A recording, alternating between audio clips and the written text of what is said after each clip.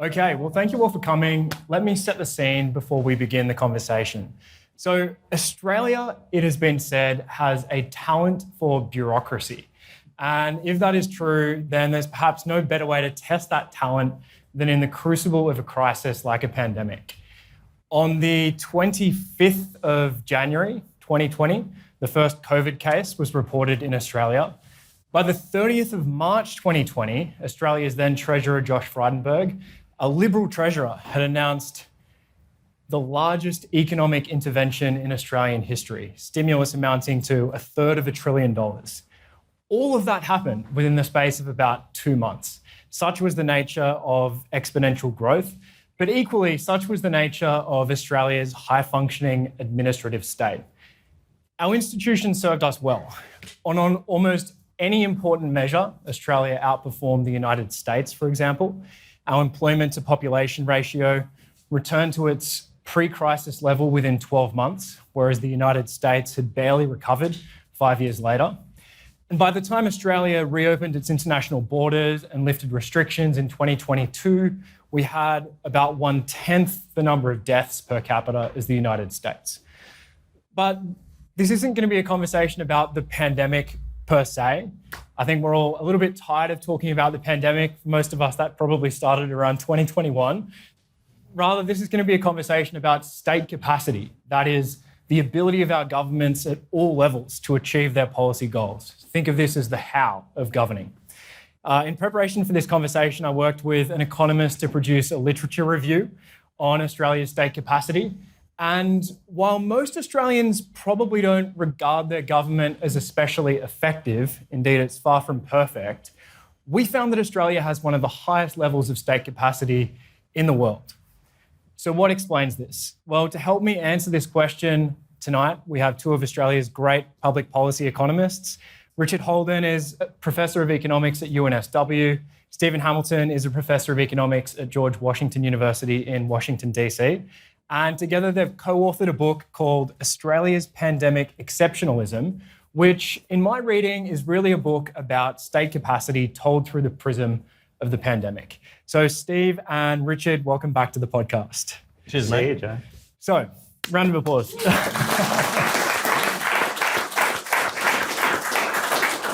So the way this is going to work, like all of my salons, is we'll have a chat for the first 60 or so minutes and then we'll hear your questions. Please bear in mind my two heuristics for asking good questions. First, ask a question to which you're genuinely curious to hear the answer. And second, the more specific your question, the better. So with that, this is going to be a broad conversation about state capacity, but obviously the pandemic is a major and highly salient example.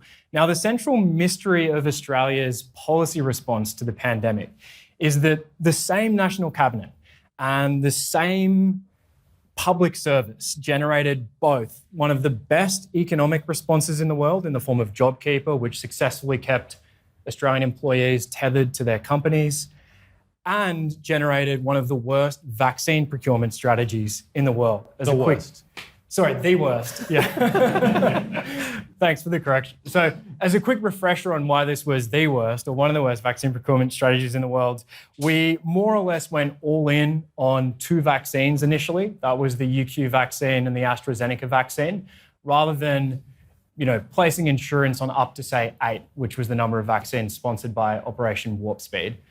Ultimately, that proved to be a problem because the UQ vaccine failed and the AstraZeneca vaccine turned out to be less efficacious than some of the other vaccines. Well, the other way to put that is one of them made your head explode and the other one told you you had AIDS. Right? So that is a much more vivid way of putting it.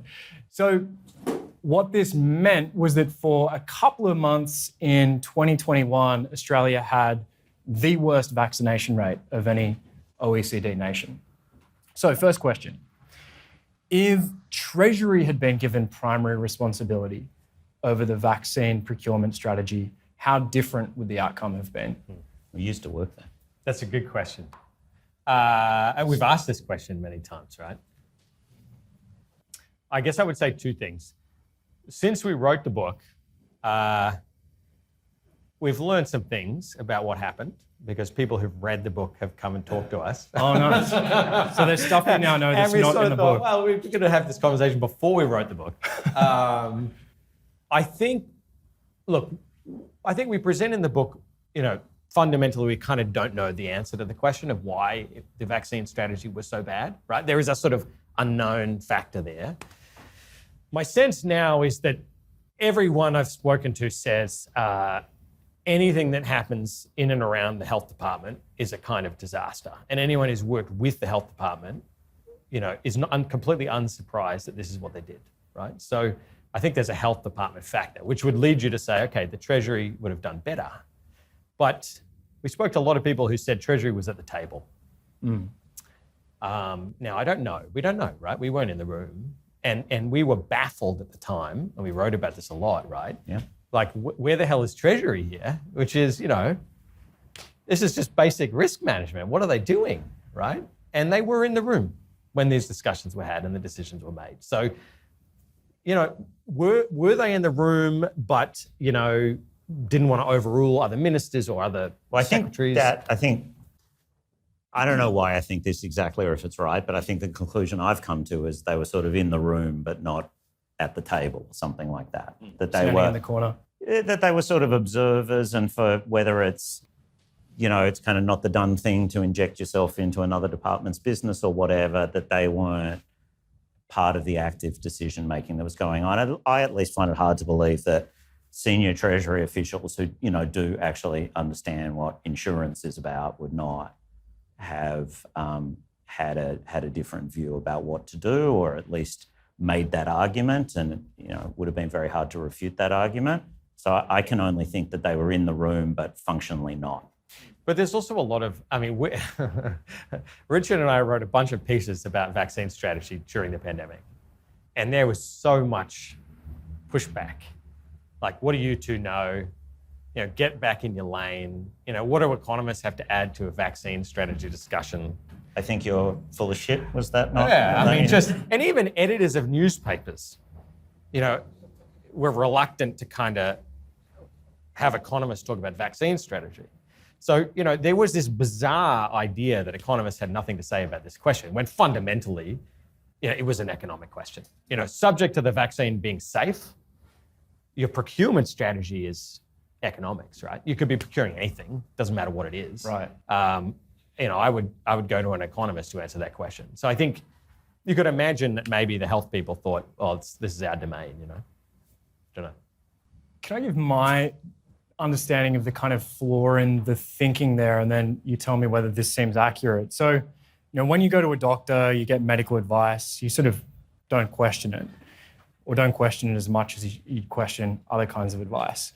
It almost felt like, Greg Hunt, Scott Morrison, perhaps Treasury to an extent as well, was taking the advice from the Department of Health as if it were medical advice, which is a category error because it's not medical advice, it's public health advice. Yeah. And arguably it's subject to economic principles and economic thinking. Is that the right way to think about what was going on? I think that's quite plausible. And again, I don't know about, the Kremlinology of Scott Morrison, but I think that view would be consistent with some of his public remarks at the time. I would have thought that Greg Hunt would be a slightly more savvy consumer than that. Just as a sort of aside on doctors, and I have a lot of respect for doctors, but a friend of mine who's probably the leading health economist in the world, I remember some years ago when I was living in the US, sort of told me the story and said, I can't believe this. I went to my doctor this morning and I was about to whether to have some relatively minor elective procedure. And so I said to him, what are the chances something really bad happens, like that I die or something? And she says, and the doctor says to me, and he's a really good doctor at Mass General, right? Probably the best hospital in the world. And he says, 50-50. What? I'm talking about having like an ingrown toenail out. There's a 50% chance I'm going to die. And he said, no, 50. I don't know. So maybe we could all press a little bit on, doctors' use of statistical reasoning and stuff like that. But yeah, I think that's entirely plausible that they thought this was like, do I need a quadruple bypass? And, if a good doctor says you need a quadruple bypass, you're not going to question that. you follow the doctor's orders. But decision making during the pandemic ought to have been a synthesis of advice, right? Yeah. It shouldn't have been, chief health officer says X, therefore I do X. It is the chief health officer has given me an input into my decision making process, and I add it to all the other things I'm thinking about, and then I make a decision. And they didn't do that. I mean, I'm sure that, we talk about this at length in the book about things like ATAGI and other things, right? But advice from bureaucrats, health people, that was basically taken as gospel without any kind of put it in an economic framework. Well, and Scott Morrison's defense of the "it's not a race" comment which he repeated several times, was that, the health guy said it first. Yeah. Which in one sense might be admirable. In another sense, I think it just says, that guy told me that, and, I just took that advice. So, these health people don't necessarily think about a social welfare framework, right? They don't put it into a broader framework of, even thinking about things like negative externalities, right? They think about the threat to the individual, not necessarily the spillover threat to other people, right? So you have to. It was a huge failure. Or thinking about counterfactuals. So the advice that Tagi gave, which is like, we will, it's very explicit. If we wait longer and look at what's happening with the rollout of it, we'll get more information. Yeah, that's true. We'll also get more infections, right? So it's like, do you do cost-benefit analysis? No. Do you think about counterfactuals? No. And that, where I struggle with is how someone like Greg Hunt, given his background, his training and his intellect, it's like, he wouldn't got away with that at McKinsey. Why did he think that was okay as health minister? I just really don't know. So what's the problem then? What's the institutional problem in the Department of Health and the medical regulatory complex? Is it a sort of a lack of mathematical literacy and economic training, or what's the... Well, I think when it comes to the medical regulatory complex, they just don't have enough viewpoint diversity and enough people on, sort of making those kinds of arguments. Of course they should have lots of people with a lot of medical training. Of course they should have, immunologists and virologists and so on. And of course they should have physicians. But the idea that they have no one other than that, I think is a huge mistake. And, Nick Coatsworth, who was Deputy Chief Medical Officer, who we interviewed for the book, he's made that point himself. In terms of isolating the specific error in thinking that led to the vaccine procurement bungle, there are kind of two different accounts in your book, and I think this perhaps stems from the fact that you wrote your chapters largely separately. So what I think is a chapter written by you, Richard, it focuses on, or it couches the procurement failure in terms of a failure to heed the Tinbergen rule. So the Tinbergen rule is the rule articulated by, is it Jan Tinbergen, the Nobel Prize-winning economist, who said that you want one policy instrument per goal or per objective.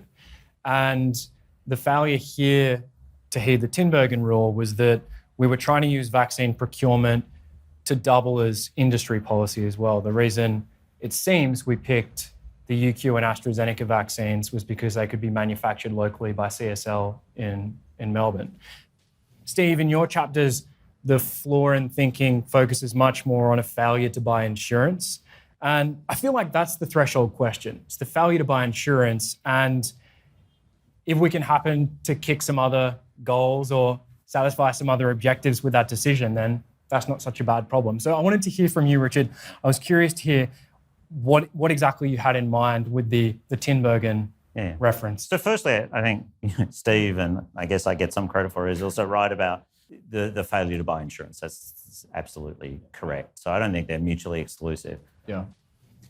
Yeah, I'm slightly obsessed with the Tinbergen rule because I see everywhere government like gleefully saying we can do this and this and this, and with one instrument, and it never works. It just never ever works. Everything bagel liberalism, about this. Yeah, exactly. So Ezra Klein gets a lot of credit for that. So I think that's a persistent failure, and maybe I'm a little bit obsessed with it. So, and I do write about it every third column I mention it. So I probably am a little obsessed.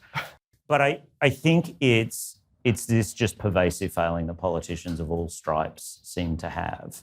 And, I think it was just present throughout Joe Biden's presidency, and it wasn't the only thing that Joe Biden did wrong. And of course, he did some good things as well. But, that's why I kind of, sort of emphasised that, I think. I see. I mean, you've got to nest this, right? So I think, like, broadly speaking, they failed to procure the full portfolio, but the ones they picked, the two they picked, just happened to be the two Aussie ones. Yeah. Is that a coincidence? I don't think so, right? So I think it can be both things, right? I think there's no doubt about that. The one thing I would say in defense of the health department on that is that I think so much of this is something I think we both noticed right from the beginning. It was such a strange scenario. It was really a weird thing, this pandemic. It was like so many of your standard intuitions are just totally inappropriate for this context, right? Keynesian fiscal policy, really problematic when you have supply constraints. So you've got to think differently, right? The health department is very used to penny pinching, right? Because they're trying to grind the growth in health spending down to something reasonable.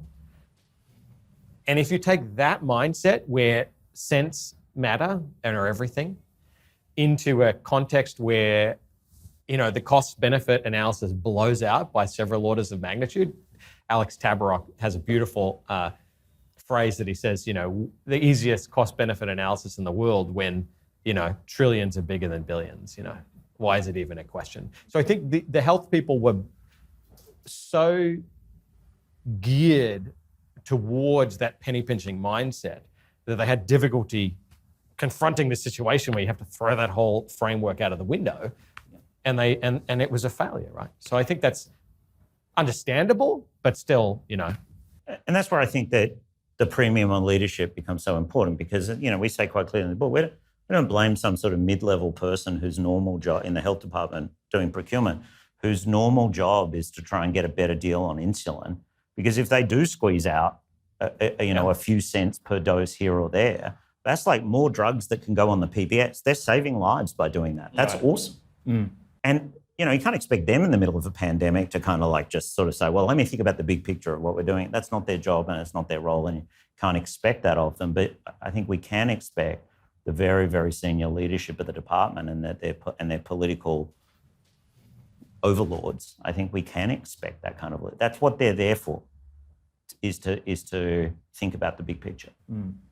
So when the next pandemic strikes, assume for the sake of argument it has much worse characteristics, higher transmissibility or a worse fatality rate. What's going to be the first part of Australia's state machinery to snap in the next pandemic? Do you want to go first? What do we need to reform most urgently? I'm tempted to say that it's the medical regulatory complex that will need to really think outside. I mean, if you paint the story of like, some highly transmissible, extremely deadly, like sort of Ebola avian flu combo.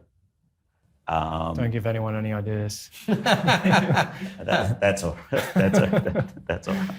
already been worked on somewhere, Then I think at that point, thinking about stage 3 trials would probably have to go out for vaccines and stuff would probably have to go out the window. So if the smart mRNA people sequenced the genome for that as quickly as they did this time around, they'd have a vaccine in a weekend. We arguably would have the manufacturing capability in Clayton, Victoria already now-ish, ready to go to make that stuff. Now you'd need to get the consumables and so on, the sort of inputs into that. But imagine we had those. Then I think the question would be: Do you want to spend $500 billion and wait 18 months to see if the vaccine's okay, or do you want to say, well, it kind of worked last time. It's a similar enough technology, and we're willing to give it a go. That would be the kind of decision that would have to be made, and I think the medical regulatory complex would have a very big role in thinking that through. So that's the first thing that occurs to me. I don't know. And do you know the specific reform we would need to make to enable that? I think you would burn it down and then.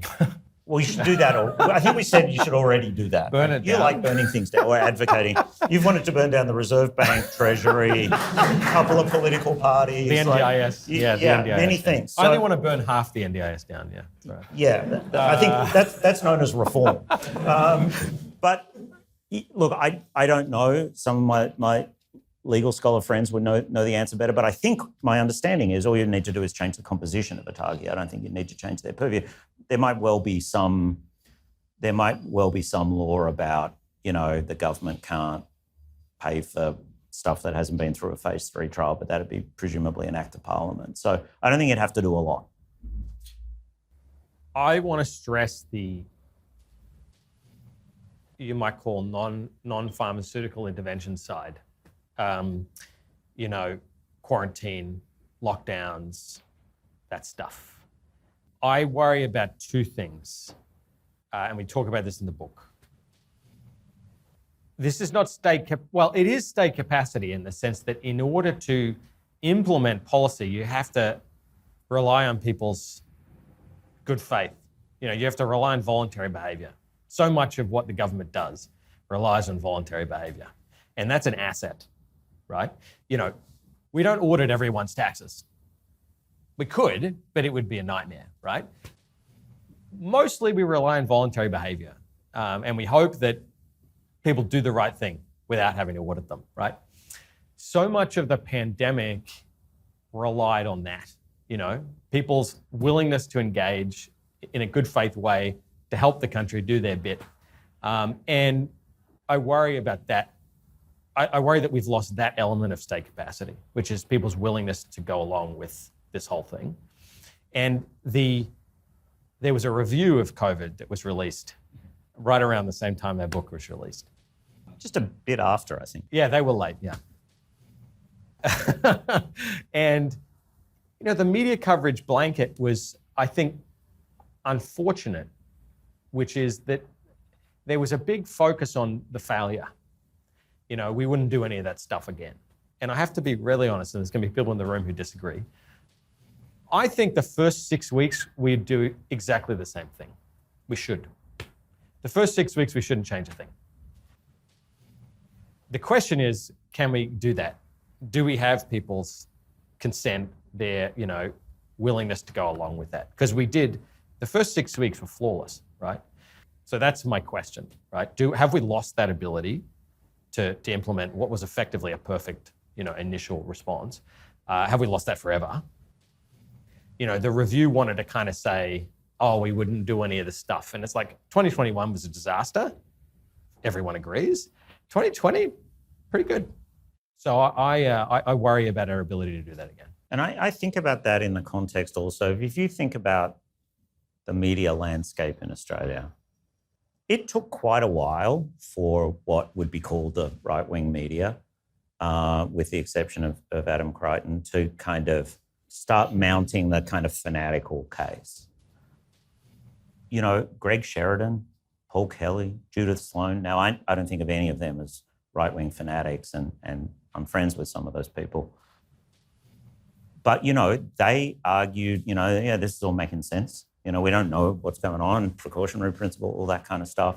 I worry that this time around, for reasons partially to do with the pandemic, but also I think just to do with polarisation in general, Trump, the global landscape, that there is a media machine that will see an opportunity here and, will not take Sky After Dark very long to kick into gear to make politics out of this and commercial hay out of this. And I worry about the impact of that. Is that what you had in mind, Steve, when you were contemplating us not being able to do this a second time? Yeah, no, I mean, I think, well, it's just a question about how they feel. Right. Did we push them too hard? And I think, this is one reason why we're so critical of the vaccine rollout. Yeah, if we'd gotten that right, we'd be in a lot better place. People wouldn't be so fucking angry, right? They're not angry because of the first 6 weeks in 2020. They're angry because of 2021, And a point we emphasize in our book is if you take the days of school lost between March 2020 and March 2021, Australia's right at the head of the world in days lost. I mean, I had the advantage of being in Queensland, but my daughter never missed a week of in-person school. And when I tell that to people in DC, they're like, are you joking, right? So, I think you can't push people too hard, and the failures have cascading effects. And we've been talking about this actually in a research sense, but you risk an unraveling, right? You're in a good equilibrium. You've got to work hard to stay there. It doesn't take a lot for the thing to unravel and for you to end up in a really bad equilibrium. And that we don't know what the answer is, but I think we need to be very careful, right, to try and maintain that faith. Right. Many such cases, Yeah. as they say. Yeah. So I want to start gently segueing now out of the pandemic and into state capacity more broadly. And one way to read your book is as a general crisis management handbook, but nowhere in the book do you synthesize and summarize those different principles of crisis management. So I want to invite you or give you the opportunity to do that now tonight. And so imagine a political leader calls you up and calls both of you up. They've read the book and they want to bring you down to Canberra to do a seminar to help some senior members of cabinet and the Prime Minister build up their intellectual capital, learn the principles of crisis management. They can't tell you what the crisis is. They've had early warning, but that's confidential. So you're just giving very general principles. What are the headings or main topics in your curriculum? Mate, come on. I need an advance warning of this question. Can you go first? I'll go first. I'll get the obvious bits out of the way, and then you can try and think of it. I'll clean up afterwards. That's fine. So I think the first thing is you've got to be honest with people. Okay, you've got to be honest about what you know, and what you don't know. Okay, and just say to people, I think an example of what not to do was saying, oh, we don't, don't use a mask because you don't really need a mask because it's probably not it's not aerosol. And make sure you wash your hands a lot. And it turns out people were saying that because it's like, we don't think we have enough masks in the healthcare, in hospitals for the moment. So it's really bad if people go on Amazon like I did and order a whole lot of N95 masks. So no more. I think they should have lives. don't bullshit the public. Right. And come out and said, we need masks. We think masks are very helpful. We need them most in hospital for obvious reasons. But let me explain what, wheel out a doctor to explain what it's like to be in an ER and the viral load and what it means. And so we're just asking you, can you please not buy up a whole lot of masks and stockpile masks because of this? And I think you lose a lot of credibility with people if you lie to them. So first thing is, I think it's really hard, but you've got to be honest with people about what you do know and what you don't know. Okay, you got one? I'll think of another one if you can. This is nebulous, but I will repeat something I said earlier, which is I could not stop thinking about having flexibility in your thinking. Just that basic idea of do not... Something we touch on with the economics chapters a lot is everyone's fighting the last war.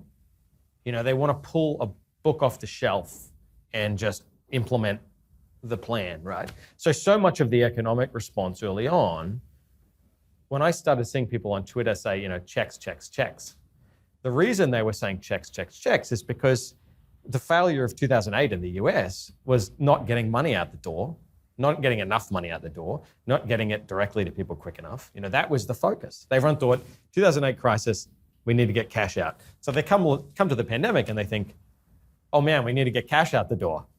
And you're like, hang on, it's a completely different crisis, right? I mean, you have a massive supply contraction at the same time that you have a demand contraction, right? So you have to think about this differently. So don't fight the last war. Yeah, well, there you go. That's glib. Yeah, I like that. No, we're talking to politicians. You have to be direct and little. You need slogans, morsels, and stop the boats, axe the tax. This is their language, man. So democracy is on the ballot. No, sorry, hang on. That didn't work so good. Too many syllables.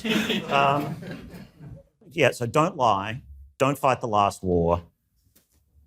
Optionality. So, option value is an incredibly important concept here, and that would cover a lot of things. But don't give away optionality. Yeah. Keep your options open, something like that. And I think that would apply to a lot of things. And, one way to think about what we did with the vaccines is, we cut off, that option value. Had we bought everything, we had the option to use it. We had the option to use it as foreign, the ones that were maybe still really good, but we didn't, weren't going to need because we had enough doses of the other stuff. We could have helped with our Pacific allies and neighbours or other countries and so on. And I think that's a very broad concept that applies to a lot of different crisis management. I think there's also something about, like, the thing in economics is like, it takes a lot. This is super nerdy, but like, it takes a lot of Harburger triangles to fill an Okun's gap. Very good. Okay, I don't know if anyone knows what that means, but the point is, who said that? Was that Marty? it's from I cite this paper in my paper anyway. Yeah. It's like, the key thing is to say, in a recession, the welfare loss of unemployment, of some big contraction is massive. Don't sweat spending money in that circumstance. In normal circumstances, we're worried about sending money out the door because we get welfare losses in trying to collect that money back. But in a recession, you're dealing with such a massive a market failure on a massive scale. I think that's a great way to put it. So I would use the Harburger's triangles and Okun's gap thing, but Albanese wouldn't know what that means, but Well, he didn't do proper economics at Sydney, so that was a mistake, and a shame. But I think we wrote about this a lot during the pandemic, and to be honest, you made me think about this really, really hard. I think I knew this, but you made me really focus on it, which was, when you think about government spending on a whole lot of things, a lot of it's just being transferred from one group of Australians to another group of Australians. Okay, you've got to raise the money. So what's the distortion that you create when you raise the tax revenue to do that? Well, smart public finance people like Steve tell me that's about 20 cents on the dollar. Yeah, order of magnitude less. So you're saying, well, if this money's going from here to here, don't think of that as $100. Think of that as costing you 20 cents. Yeah. And that's a very different frame of reference than but the budget is going to be like $100 worse off. That doesn't matter. That's just the Commonwealth budget. That's just, one set of books. Think about the whole set of books. It's sort of like, don't be penny wise, pound foolish. How about that for something? Is that all right? Yeah. Think about, be willing to spend money if you need to spend money. It's not a big deal. The costs are so much larger. Right. That's frequently the case. Okay. So no noble lies, maintain optionality, don't be penny wise, pound foolish, and don't fight the last war. Yeah. Anything else? No, if you have too many things, then... And the fifth one is don't have too many points. Yeah. So Steve, you spent several years working in Treasury. Yeah. Did that give you any insights about Australia's state capacity that you wouldn't otherwise have got? Things that you could surprise Richard with? Absolutely. I mean, there's no doubt about that. For the good and bad. I think you learn... I think you learn in general that there's a lot of demonisation of public servants. There's a lot of demonisation of public servants happening where I live right now, right? A lot of my neighbours are going to get fired, pretty sure. And I think working for the public service, you really recognise that, fundamentally, these people want to do the right thing. And they are shockingly socially minded people often, right? There is a sort of, I was impressed by that. Maybe that was a Treasury thing, but I think it was really impressive, And you see what Treasury did during the pandemic, and I think there was a huge mobilisation, Or Chris Jordan tells us about the ATO. They converted a quarter of the ATO. This is the IRS equivalent in Australia, to working on pandemic stuff. And these people are working all through the night. They're pulling out at all stops. So that's a sort of. That we take that for granted, right? The ability of, in a crisis, to draw on people's goodwill and willingness to kind of go above and beyond. And that's not, I wouldn't have appreciated that. I don't think if I worked there. And the other side of the coin is, I think, it's extraordinary when you work at Treasury or a public, department, just how much, how many people are sitting around really not doing anything, and how we had a lot of conversations when we were at Treasury. We could do all of this team to work with 2 people, and we have 8 people, right? And that's not a an exaggeration. So the question is, how do you get rid of the 6 people, figure out which 2 to keep, and then how do you get the 2 people to work really hard? And that's the fundamental problem, right? So maybe the only way is to hire the 8 people, but yeah, that's kind of 2 sides of the coin. I do find that surprising. Related to that, I have a friend who works in Treasury, and he was sort of telling me that. So Is he one of the 2 or one of the 6? Hopefully one of the 2. Man, the Treasury people are going to be so mad. For the record, he said that, right? And I expressed surprise. Yeah. You're on the record as expressing surprise. Thank yes. you. So he was saying that there's not only been a centralisation of power toward the Commonwealth, but a centralisation of power toward the central agencies, so DPMC, Treasury, Finance. Is this a Treasury person? Yes. Okay. And Does he work there now? yes. Okay. There are now 23 divisions in Treasury, and anecdotally, this might be wrong, but I think directionally it's probably true. If you go back 5 decades, Treasury was kind of just tax analysis, which is now one of the 23 divisions today. It's taken on a range of different responsibilities, like they do the climate modelling stuff now, they have the Australian Centre for Evaluation, they have the new Made in Australia program. They're costing opposition policies. Costing opposition policies. It all takes time. Big team working on that. And Treasury will have shadow departments for all the other different government departments. So, did you see this trend across your years in Treasury? I think that's old. I don't know if that's a new phenomenon. That's why I'm surprised. So what's driving it? So the way it works is, I don't know what the right word here is. The way it's meant to work is Treasury, Finance, and PM&C are kind of the 3 central agencies, right?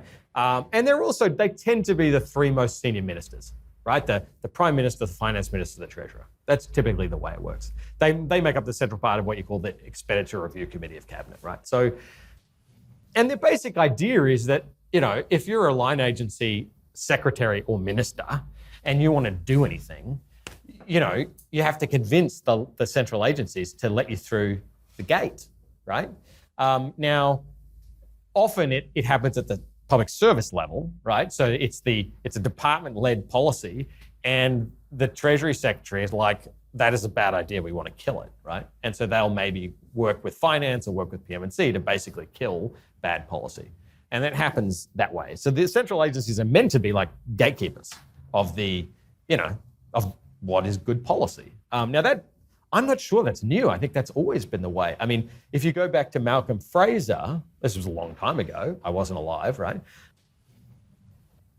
He used to be Treasury and PM&C, and then he split Treasury into 2 departments. And that's how the Finance Department was created. And the idea was to diffuse power so that the Treasury didn't have so much power, right? So that, I feel like the power of the central agencies goes back that far, right, to the late 70s. So I'm not sure it's a new phenomenon. I think it's good. I think, I'll be blunt, a lot of insane ideas come from ministers and line agencies. And literally the role of Treasury is to weed out those terrible ideas before they ever get to cabinet. So I don't know, I think that's good, but I'm a Treasury guy, so of course I would say that. Richard, centralisation at the Commonwealth level, net good or net bad for Australia's state capacity? I think within the Commonwealth, that's good. So centralisation, take the Commonwealth vertical state relationship is given. Within Commonwealth centralisation that you and Steve have just described strikes me as relatively good. Now, maybe it was always thus or it has been for a long time. I suspect there's something to do with the interaction with the kind of 24-hour news cycle and, changes in the media affecting how politicians have to respond to things and what they need from their departments that may have made it a little bit more that way. I think that's good. Now, I think what is done by the Commonwealth and what is done by the states, let alone by local government, if we're talking about more centralisation towards the Commonwealth, I think that's a more complicated story. On the one hand, I'm kind of a big fan of Alexander Hamilton. On the other hand, I think Hayek had a pretty good point about, localised knowledge and having decision makers with that localised knowledge who are at the coalface. And I think there's a whole lot of things that state government's a lot closer to than the Commonwealth. So I feel more conflicted about that. Can I add? Is Yes. that all right? I think you tend to be more Hamiltonian. Yeah, I know. And I tend to be more like the laboratories of democracy kind of, And we've had arguments. I mean, there are a set of things. But the US has 50 states. Democratic experimentalism at least has you can calculate an exact p-value for that. Like in Australia, it's kind of 6, but it's really only 2. So certainly in the book. Well, you weight by population. Queensland. Well, I'm just weighting by population. Richard and I, we had almost no disagreements on the book. It was kind of amazing. But I think this fiscal federalism thing we often disagree on. I would love to see the states have a lot more power and a lot more. I'd love to see more decentralisation. I wanted them to have an income tax power when Turnbull floated that idea. Yeah. Now you're going to disagree with that too? Some power, I want the states to have more power, but not income tax. I guess it's part. Well, who's the laboratory of democracy's guy? De Tocqueville? Is it? I don't know. Anyway, back a while. Someone. And then there's the sort of taboo idea, which is, sorting of people across areas, sorting into their preference for public goods. So, lunatics sort into Melbourne and normal people, Sydney, people who are less highly strung, Brisbane, that's like me, But, having a system where people actually can choose, right? And we can have, to some degree, states compete with one another. I kind of like that idea. No, I like that idea too. And I think, I think our university sector, for instance, would work much better if people moved around more like they do in the United States and things like that. So there's, I do think, not to get cute about 2 and 6 and 8 or whatever, but we have just a much smaller number of jurisdictions for there to be democratic experimentalism. So I think, Vermont, same-sex marriage became law in the United States, slower than it should have, but faster than it would have had it not been for Vermont. Yeah. Vermont. But, they kind of drove that. So, I think during the pandemic, I was kind of refreshed by how much state kind of power developed. At the time, I remember thinking, I love this, you've actually got states out there doing what they do. But the countervailing point is that sometimes there are just things that they spill over state borders, that's where there are kind of, agency problems or whatever, there are sort of externalities. And in those circumstances, you have to have a federal government that overcomes those externalities. And I don't think we do a pretty good job. We have horizontal fiscal equalization with the GST, but it's kind of imperfect. I think what you need to do is recognize both things: the benefits of competition, decentralization, local knowledge, experimentalism, all that stuff, but also recognize there are circumstances where, you need a national solution because, you don't want, sometimes state competition is destructive, right? Yeah. And you have spillovers and you've got to deal with that. So your ability of the state to kind of manage that trade-off, right? Which means in certain circumstances you want to do one thing and certain ones you do the other. And hopefully your constitution reflects those trade-offs, not that ours does. But that's, I think, the key thing. No, I think that, by the way, just on that whoever the next government is or one of the next governments, I really think one of the missed opportunities of the last decade or so was the kind of vaunted and failed Federation White Paper. And I think that rethinking the political and fiscal arrangements in a really sensible way, and it starts with everything around the GST, but goes to much broader issues like the ones that Steve was just mentioning. I think that process should be kicked back off again at some point, and would benefit the nation a great deal. On that, what's the most non-obvious thing you'd like to see us do for our federalism? I think the way that the GST is apportioned between the states, the way it's charged, what it's charged on, I mean, I've had this idea for, I don't want to get back into it, but for a long time about a so-called progressive GST, sort of raise the rate and broaden the base of the GST, but give everyone some amount of GST-free, every adult Australian some amount of GST-free expenditure. To do anything like, and maybe that's a good idea, maybe it's not. But as soon as you sort of talk about doing anything about that, it's like, there's a veto of all the states and you'd have to redo all of that.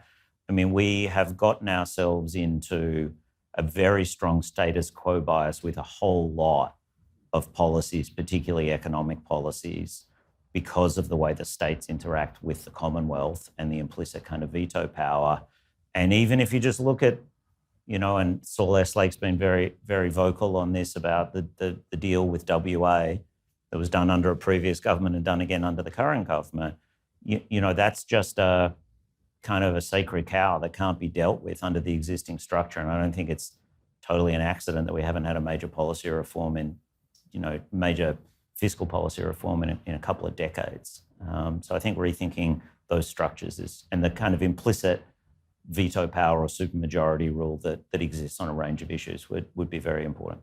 I also think, there's a weird situation where, so the states we collect the GST federally and then we distribute to the states according to a formula, right?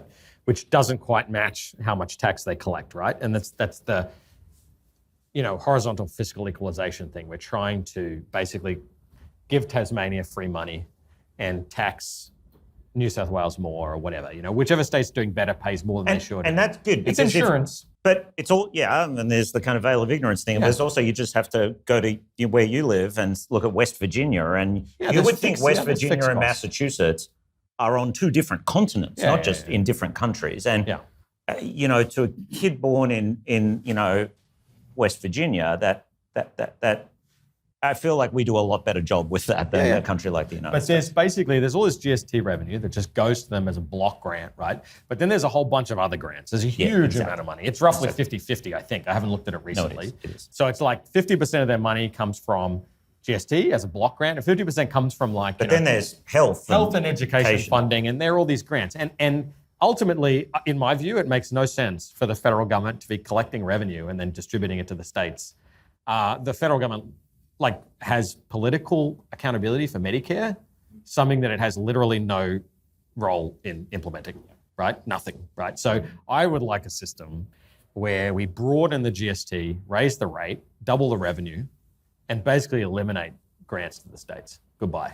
You just get money, and I'm not going to tell you how to spend it, but ultimately it's up to you. And I think that devolvement of responsibility would be way better. No, I'm totally with you on that. And I think that exact proposal was something that was, as I understand it, under active background discussion during that Federation White Paper process. Right. And it accords with a very simple principle and closer to the kind of economics that I cut my teeth on and do for a living in some sense or another about, principal agent problems, which is you never want to make somebody accountable for something over which they have no control. That's just a bad design of incentive schemes. And, we've got pretty poorly designed kind of political and fiscal incentive schemes as a result of the things that Steve just spoke about. But a lot of the feds don't want to give up that. No, sure they don't. That power, and the ability to claim credit, right? Oh, I give more money to schools, I give more money to hospitals. It's like, No, you just got to look at the little plaques outside of schools and hospitals and look at, this, that person was the federal minister. Photo ops, If we implemented that reform, how would we coerce the states to solve the housing crisis at a federal level? Something I've recommended repeatedly, it's a good question. Well, the reason they have leverage, it's worth discussing that as a separate thing, right?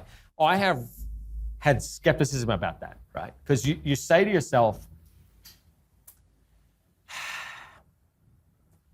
the simple answer is federal government has all the money, so the federal government's only tool is to bribe or force the states to pressure local governments to liberalise housing supply.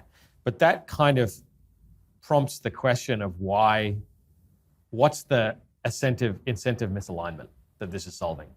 Why is it that the states why is it not in the state's own interest to solve that problem? Right. And what does the federal government overcome? Why does the federal government know the right answer to this question? I don't know the answer to that. Like, are there spillovers from New South Wales to Queensland? Because, I mean... So, I don't know, but like... Interstate migration or... it's kind of weird, right? But what about... Oh, we just think they're, like, worse? Well, what about... I mean, Chris Minns wanted to bully the councils in a good way into doing that. Yeah. And he got a lot of pushback. Yeah. But if... And you know, whatever, NIMBYism or the councils, or I don't know.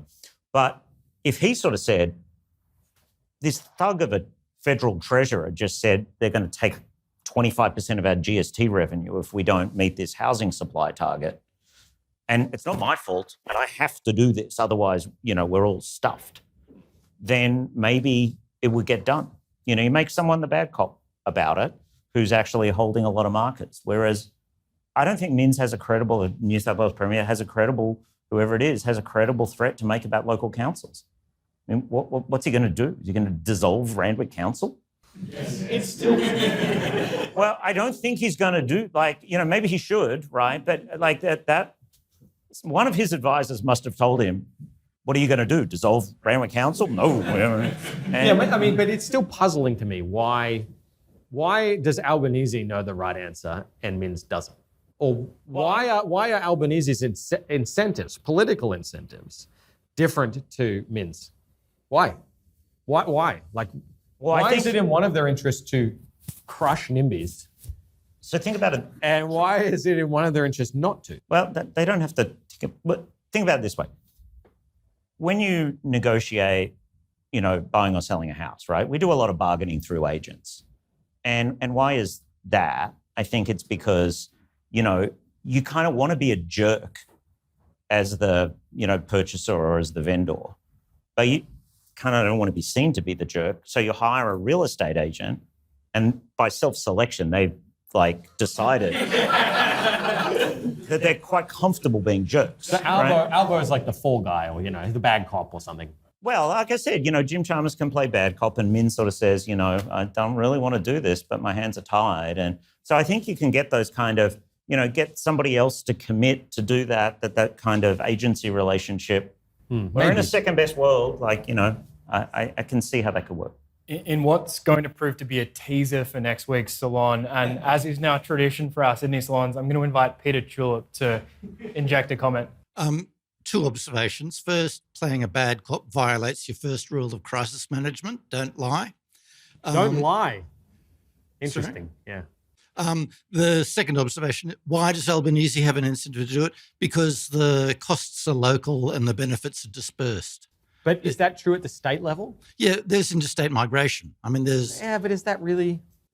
Okay, it's clearly much more important in the United States than it is in Australia, but it is significant, and it gives you it's there, and so it's a motivation for federal involvement. And the way you would do it is through the Grants Commission. You would make housing a hardship, the way the Grants Commission currently treats transportation, and that would give more money to states that build a lot and less to those who don't. Yeah, I've advocated doing this. It's just that I feel like there's some magic behind there that I don't understand. Okay, so my next question will be framed as a pandemic-related question, but I'll take this in a more general direction. So in your book, you describe the unsung hero of the pandemic as not any one individual person, but a thing, and that is Single Touch Payroll. Yeah. Can I? Our publisher was so excited when we told them. That'll sell books, Single Touch Payroll. But it's true. Can I have you give like a sort of 1 minute primer to the audience about what Single Touch Payroll is, how it was used in the pandemic, and then I'll ask you a question. So it was, by some miracle, introduced in, I think, the 1st of July 2019. It was phased in for different sized businesses at different rates, but it came in for everyone right before the pandemic. And all it is it's a system. It's an IT system in the back end where when a firm runs a pay run, we pay all our employees, the data is automatically transmitted to the ATO. So in real time, the ATO receives information about worker pay. And, you know, there's all sorts of detail about exactly how they did it. And it was a fascinating conversation. We talked to Chris Jordan, who was the ATO commissioner at the time. And, you know, there's all this smart stuff, like it's integrated with software, right? The software firms use to pay their workers. ATO kind of worked with those providers to kind of build it into their software. And in a way that governments usually force software providers to kind of do it their way, the ATO is very cognizant of kind of doing the opposite, which is adapting to the way the software works, right? So for example, there was a push to have this be like a fortnightly thing every 2 weeks. And it's like fixed on a calendar date. And businesses said, well, we pay workers monthly, weekly, we all pay it on different dates. Like, we all have to conform to your kind of strict schedule. And the ATO was like, no, we want to adapt to you, right? So it's built in a way that every time a run happens, no matter when it happens, the date and the amount and all of the numbers to do with who's paid, their tax file numbers are all automatically transmitted. So it's kind of amazing. If you think about it like an IT exercise, like that's extraordinary, right? To get every worker in Australia, every dollar they get paid, when they get paid, that information is instantly transmitted to the ATO, and that worker can log on and go and see, I got paid. Now that system was really set up for compliance purposes, right? Like so that the ATO knew when the worker was paid and what they were paid and how much tax was withheld, right? So it's really just an ordinary kind of compliance measure. And I think the key thing with the pandemic connection was I don't think anyone foresaw that kind of a system, that plumbing, would actually come to be critical in a crisis, which no one thinks of, but in the end is absolutely the case. So it finished rolling out almost literally 6 months before the pandemic started, and then it enabled JobKeeper because it reduced the risk of fraud. Yeah. So it meant that Chris Jordan could ensure high integrity in delivering JobKeeper. Yes. What's the next Single Touch Payroll? So I think in the book, you say that the most obvious next candidate is GST turnover reporting. But what I'm more interested in, what's the next most ambitious candidate? Central bank digital currency. I got a book on that too. Say more. So I think that we're going to be, the short version is, China is not piloting, China is not trialing, China is aggressively rolling out a digital currency, and they are going to have a whole lot of advantages with that. One of which is they could plausibly end up rivaling the US dollar if the US dollar doesn't respond, as if not the world's global reserve currency, a step along the way to that, which is having a whole lot of international trade done in digital yuan rather than in US dollars. So trading commodities and things like that. Overwhelming majority of international trade settled in US dollars. That could change. The other thing is that the much vaunted Web3, so think of smart contracts, programmable money, things like the ability to seamlessly, instantaneously transfer money in different currency denominations with zero compliance costs and zero risk. So technically these things are called atomic swaps. All of that stuff needs to be built on either blockchain technology, which is hugely economically expensive. So Bitcoin actually has this environmental cost that people have talked about, but even Ethereum, which operates on a different kind of blockchain that doesn't have the environmental problems, it's unbelievably expensive to run. A centralized ledger done by a central bank with a central bank digital currency could be made extremely, extremely cheap, will give the ability to develop the new range of financial instruments that would be hugely beneficial. And whoever's the first one to do that globally will be in pole position to have a lot of influence over the world's global financial system. So in that book, Money in the 21st Century, I say the US should create a Fed coin and they need to, get into gear on that. That doesn't look very likely given the current administration and so on. And maybe it's not possible. And I'm not saying Australia can become the Australian dollar is going to become the world's global reserve currency. But I think, again, the sort of option value that could create would be very important, and we might be able to be at the forefront of that. How likely that this happens, and have you had conversations with policymakers about it? Yeah, I have. How likely is it that we do it in Australia? I think that's just a matter of will, to be honest. Could we do that in the next 5 years in Australia if we wanted to? And would it be politically palatable and saleable? I don't think it'd be super easy, but I think it's totally doable. And I think the euro area may well end up being able to do it. Countries like Singapore definitely can do it. I think it's really, really hard in the US, but I think it's quite plausible in Australia. I know nothing about this, so I have nothing to say. But I just want to push back on something you said, which is that electronic reporting of GST receipts is not ambitious. Yeah, please. Okay. The reason the GST, or the VAT as it's known in Europe, you knew I was going to do this, is good. Literally the whole point is that every time someone buys something, one firm buys something from another firm, the firm that buys it pays tax, and the firm that, then they go to sell the good, they add value to it, and then they sell it, they get to deduct the cost that they incurred when they bought the goods, the inputs, and then sold it as an output. And because the VAT, it has these obligations, I bought it from you, I've got the receipt, I sell it to the next guy, he gets the receipt. What that does is it creates a chain, right? It creates a chain through the whole production process.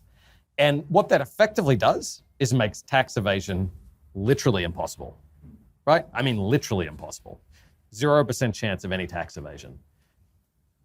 Unless businesses don't actually report the transaction values to the IRS or the ATO.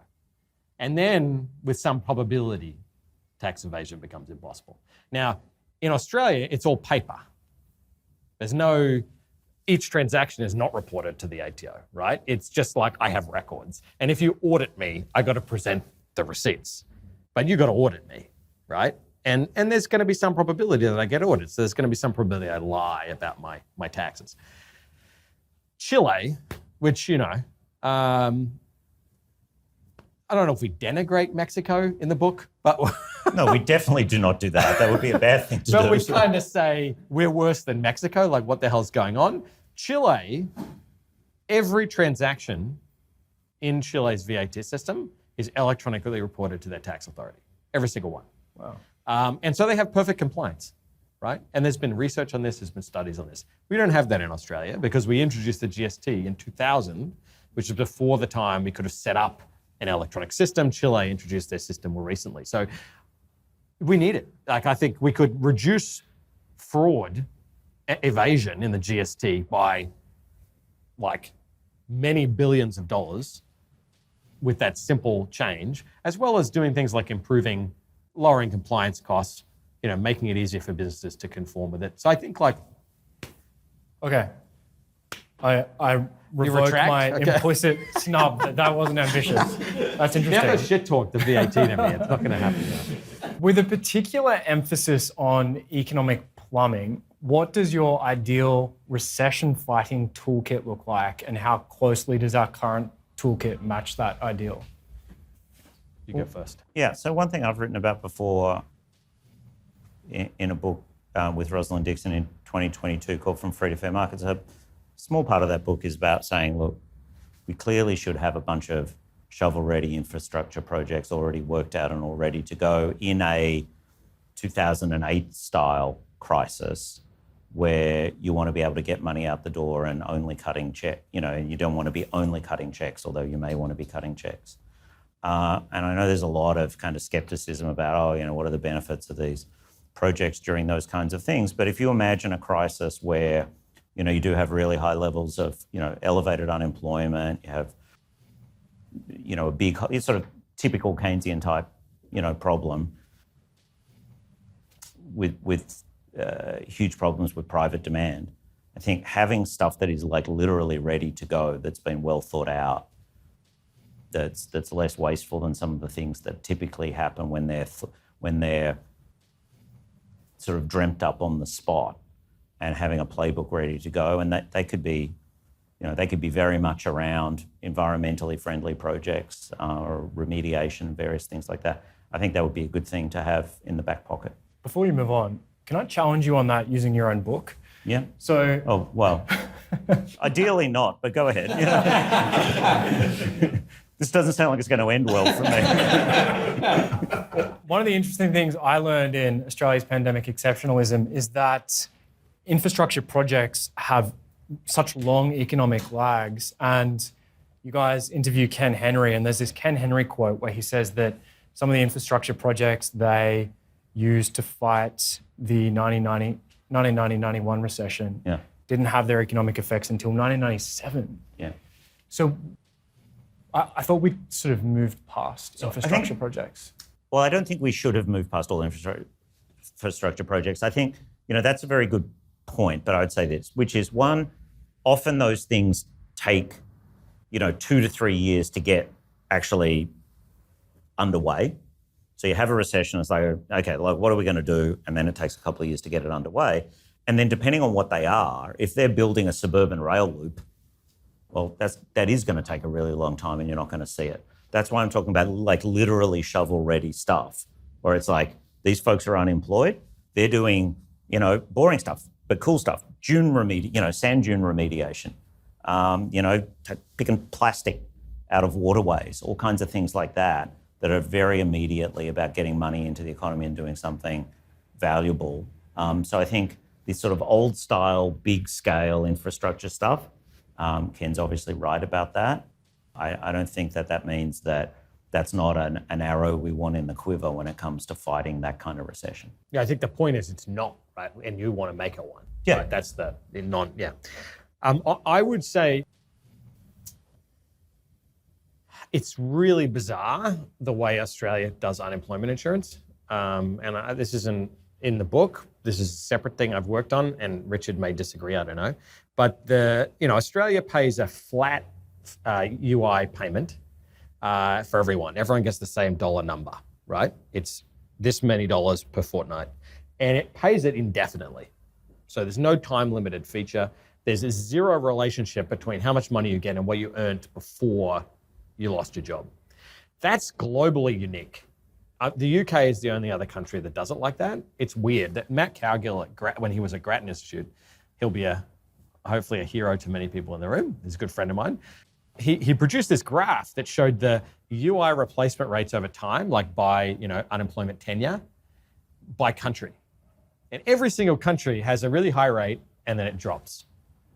Every single one, like 30 graphs, except Australia's, which starts at a low rate and stays low forever. And I worked on this proposal when I was at Blueprint, but the basic idea, I think, would be to turn Australia's unemployment insurance system into something that's actually unemployment insurance, have it be a proportion of your former wage, come up with the right rules to have it trigger, in certain circumstances. And, Claudia Sam, who we interviewed for the book, recommends maybe having the generosity be linked to the kind of, have some trigger points in the economic cycle that lead to both the triggering of the unemployment eligibility, but also the generosity of it, right? So to have that be automatic and not have to be worked out in the fog of war, right? So in our case, what they did is we've got this weird flat UI system, which is like people can't live on, but you get it forever, which is a difference to the US. And they just say, okay, we're going to double it, right? That's not really the optimal way, I think, to think about how we should give people money during a recession. So thinking of that beforehand, building the systems that allow you to, condition that on the economic circumstances, and just having a system that is more, that gives people a living wage, right, for some time-limited period, and then drops down to a lower level later. I really genuinely think we should basically redesign our UI system and build it more around like recession, get it recession ready. Right. Not something we needed to do because we didn't have a recession for 30 years, but something that, maybe if we become decoupled from China or something happens, maybe we end up with more traditional business cycles and that sort of thing becomes useful. You could fund it using superannuation, right? There's all sorts of different models you could use, but yeah, I would do something like that. Yeah. Great. So can I just, for the record, say I'm sympathetic to the idea about it not being just totally flat, but I think one of the great things about Australia, and this is, Lefty Richard speaking here. I won't roll my eyes. Yeah. Which is, I think it's great that it's not time limited in Australia. And I think it's great that we don't call it unemployment insurance. I care less about what we call it about, but I think the fact that it is not time limited, it certainly has a lot of conditions on it about searching for a job and checking in and stuff. Yeah, no, I wouldn't. I think that's. I think that, and I don't think you were saying it. No. Some of your language around, but you get it forever. I don't think you're saying you shouldn't get it forever. Maybe you should get a lower rate than what it starts out at. Yeah. But I think a really important part of the Australian kind of social contract, and I conjecture, I'm trying to get a smart, honest student to work on this idea at some point, which is, so lots of Americans come here, and recently a friend of mine who has a Nobel Prize in economics came here and said to me, how come we have so few homeless people in Australia? And, the best I could come up with is we don't have time-limited unemployment benefits. But then I was like, yeah, but they're so low. Why is it? So I don't know the answer, but I think that the kind of not having it be time-limited is a pretty important part of our kind of social contract. And so I would, but should it be like exactly flat? It should be way more generous than it is initially. Well, even John Howard thinks that, right? Like, John Howard did a lot of good things, and I have a lot of admiration for many of the things he's done. But you don't often get Cass Goldie and John Howard on a unity ticket about stuff, right? So I think that just says the current system is not acceptable. Right. Okay, so let's all agree that Australia's state capacity could be much better, but relatively, it's pretty good. So when me and my friend were doing this literature review, a few of the main international indices of state capacity put Australia at somewhere between 4th and 10th in the world. On one of the civil service effectiveness indexes, we are, I think, 5th in the world. To give some anecdotes that kind of make this a bit more vivid, about 98% of our Medicare claims are processed electronically. That's about 1.1 million a day. I think you can kind of become desensitized to these facts, but they're really amazing triumphs of digitisation and Australia's state capacity. Another example from the 30 review, 95% of individual tax lodgements are processed without human intervention, so just electronically. So it's pretty impressive. Can I interrupt? Sorry, Yes. You're going to hate this, but I got here yesterday, flew from the US. Right. And I texted Richard about this at the time. He said, that's a great example of state capacity. I literally, the gate connected to the plane. 30 minutes later, I was on a train to Sydney CBD. Yeah. And I had checked baggage. Yeah. Because you walk through the smart gate. The smart gate. I mean, has anyone gone to the US before? I mean, literally, if it takes less than 2 hours. Or Heathrow. Yeah. It was like 30 minutes and I was on the train to the CBD. And Right. what a perfect example of state capacity, right? Anyway, exactly. carry on. Yeah. Exactly. So the question is, what are if you had to boil it down to the most basic, scarce resources, traits, factors that mean Australia has relatively more state capacity than, say, I don't know, the median developed country, what are those scarce factors, traits, resources? I'll just say quickly, I have a conjecture about that, but I looked at this excellent research about, and I wasn't familiar with these indices, but I was sort of like, well, hang on, like, I'm surprised to see like Sweden or Norway and, Australia's behind, we're 4th, but, they're high. And I think a lot of those indices are really sort of saying, well, if the state does more, it gets a higher score. Yes. So I tried to recut some of those a little bit. And I got Australia coming out pretty much first, undeniably. If you said, like, we've made a political decision about what we're going to do, how well do we do it? So I think we're kind of like number one. But in any case, what makes that the case? I think there's a lot of things that go into it. I mean, one, we pay people who work at like Surface New South Wales a lot more than people who work at the DMV in Houston, Texas, or Boston, Massachusetts. But I think probably the biggest thing is we have come to expect it in Australia, and we think of our administrative state as like an Apple product. It's meant to come out of the box and work, and if it doesn't, a politician gets in trouble for that. So, if your Medicare claims weren't getting processed, someone's going to be grumpy about that, and someone's going to pay for it. I went to Service New South Wales this morning with my daughter to do a certain thing, and there was a lot of demand, and they were under pressure, but like it worked really quickly, it worked really effectively. It was like this just works, and I think if people had to wait an hour. When I first got a driver's license in the US, in Boston, Massachusetts, so this is, big, wealthy town in a big, wealthy state, and it took me from the time that I had to get there to queue up to the time that I'd been processed to, all I had to do was, take the test to get a license that would allow me to go take the actual driving test. It took 8 hours. If that happened here, Chris Minns would be out of a job by the end of the week, right? ABC would be on about it, Shari Markson would be on, everyone. It would be a bipartisan, across-the-board shellacking of somebody. I guess the Transport Minister already got run out of town this week, so they'd find somebody, probably would be Minns in this case. So I think when you come to expect, it's a bit what Steve was saying about equilibrium. The equilibrium is we expect it to work. So if there's a deviation from that, there's going to be punishment. Nobody expects it to work in the US. It's in Chicago, there are potholes in the roads everywhere. It's a wealthy town, right? And people just go you should expect to get a flat tire once a month here from hitting potholes. And when I moved there, I was like, what do you mean you get a flat tire once a month? And well, that's just how it works. The aldermen are corrupt, and blah, blah, blah, and we just come to expect it. And so I think we expect a lot, and if you don't get it, then there's trouble. And so we've created an equilibrium with really good political incentives. So I think you should think, and this is consistent with that, but I think you should think about what are the barriers to getting legislation passed, right? In order to have Smart Gate or Single Touch Payroll or any of these things, there was it may not have been legislation, it depends how it was passed, but ultimately the Parliament approved it, right? And so I think you ought to ask, why does the Parliament approve these things?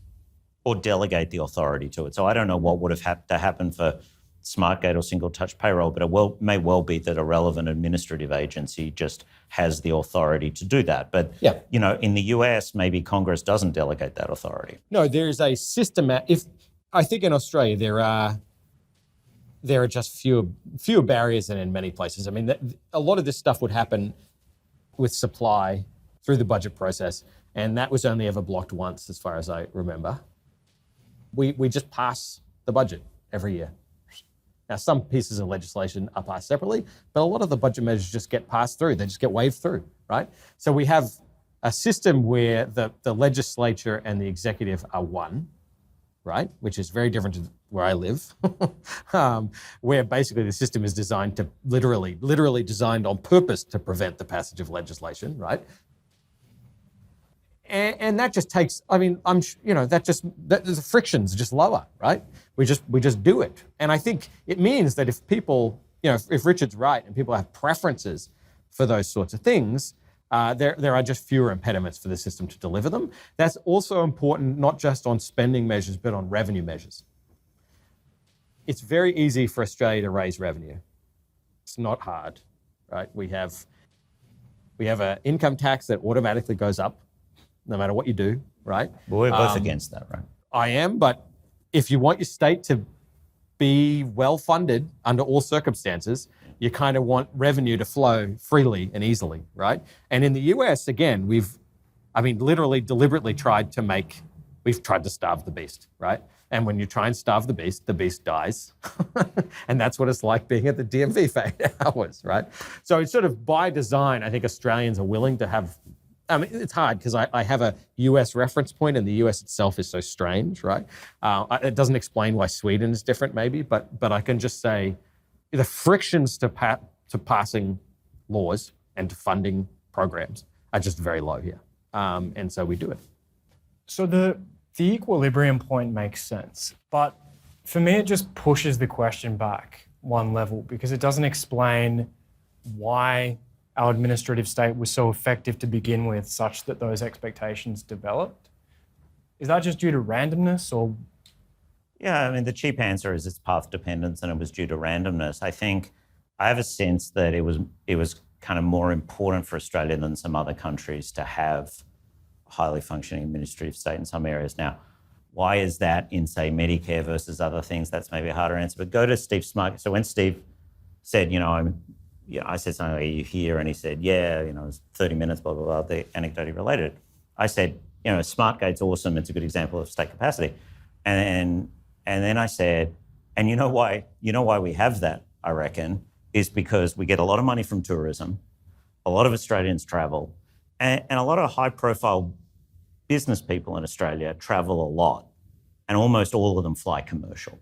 Like in the US, wealthy people kind of have opted out of the administrative state in a major, major way, which is they don't give a crap about the TSA because they fly private. They don't, they live in communities where they have their own garbage collection, they have their own trash collection, they have their own security, they have their own police forces. I mean, it's like they've opted out and there's just no pressure for it. I think we have, this maybe isn't about state capacity, it's more about service delivery, but if I think about the fact that we have a healthcare system, and I've written about this quite a bit before, which is, we have all these, I think, excellent carrots and sticks for people who can afford to have private insurance, but everyone has a stake in Medicare because it's the baseline for everything in our healthcare system. So really wealthy people, not so wealthy people, we're all subject to Medicare. A lot of people, not everyone, but even a lot of people who send their kids to very fancy and expensive private high schools send their kids to the local public school until the end of 6th grade.